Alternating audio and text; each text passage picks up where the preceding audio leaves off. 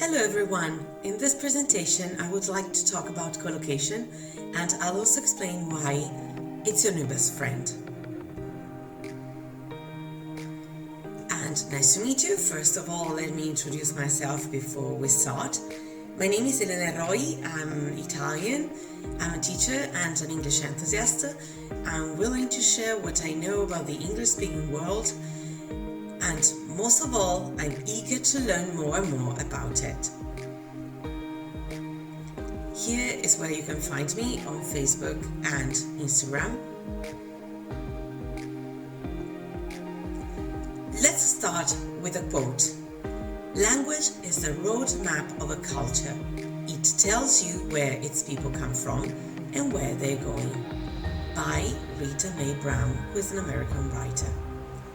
I can tell you that when you study collocation, you can learn a lot about the culture to which collocation belongs to.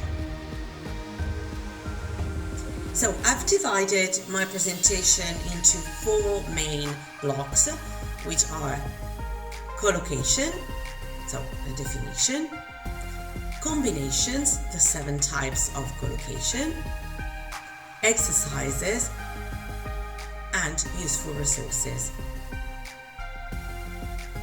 Let's start with the definition. So, what is collocation?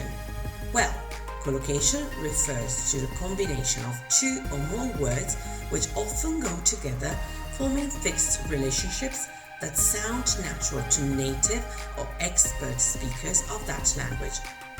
I can tell you that every single language in the world has collocation. Why collocation is your best friend? So, there are 4 main reasons. First of all, you learn how to use the words you have studied in a sentence. If you learn a new word, the most important thing is that you have to use it in a sentence. And studying collocation is the best way for you to put immediately that word into a sentence. Second, studying collocation makes it easier to remember the meaning of the words. Let's be honest, and I'm talking about myself as well. If I need to find the meaning of a word, well, I search for it in the dictionary. Then if I don't use that word, probably I will forget it in 10 days, 2 weeks, well, probably 10 days. But if I use that word in a sentence and I remember the words which go together with that specific word, then it's much easier for me to retain the meaning. 3. You sound immediately more natural to other speakers. Why? Because, as I've said before, people not only evaluate grammar, vocabulary, and the formal correctness of speech when a person speaks. We also consider how that person interacts with other people, sounding natural. Number 4, collocation helps you think about your first language and its collocations. Let me just give you an example about Italian. In Italian, for example, we say fare una doccia. So, literally translating, we say to do a shower.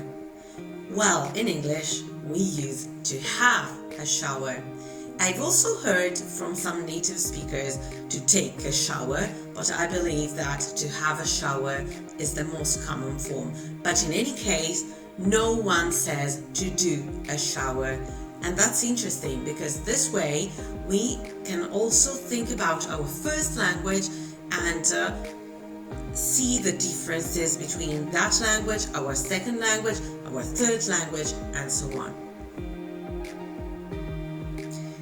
let's see together the 7 types of collocation. The first one is formed by an adverb and an adjective. Let me give you 2 examples. Classically beautiful, truly magical, or for example, fully aware. The second one is adjective plus noun. For example, willing hands, fresh water, deep sleep, and so on. The third one is formed by 2 nouns. Powder milk, bottle opener, business English, trade agreement, and so on. The fourth kind is noun plus verb. The lion roars, or the plane takes off, snakes hiss, snow falls, etc. Verb plus noun. For example, to play volleyball, to do yoga, to have a haircut, break a leg, get the message, give a presentation. This one here, which is number 6, probably is one of the most difficult and useful ones. It is formed by a verb plus an expression with a preposition. For example, we can say to listen to music, to look for a job. But let's focus for a second on to listen to music. In Italian and also in French, for example, we don't say that to. And I'm talking about the literal translation from Italian into English and French into English and vice versa. We say, let me again literally translate, we say to listen music. So if you know that you have to use that to between the verb listen and for example music, then you immediately sound more natural. Verb plus adverb. To whisper softly, to speak loudly, criticize harshly, act rashly, and so on. Let's check together some exercises. So in this exercise, we have to match the elements in the first list to the elements in the second. Let's read them together. List 1. To come in, to go, chocolate, control, fully, massa.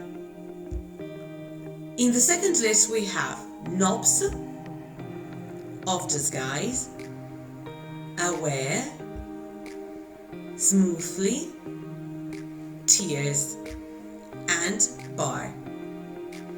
Now you can pause the video, try to do the exercise, and then you can restart the video and have a look at the answers with me.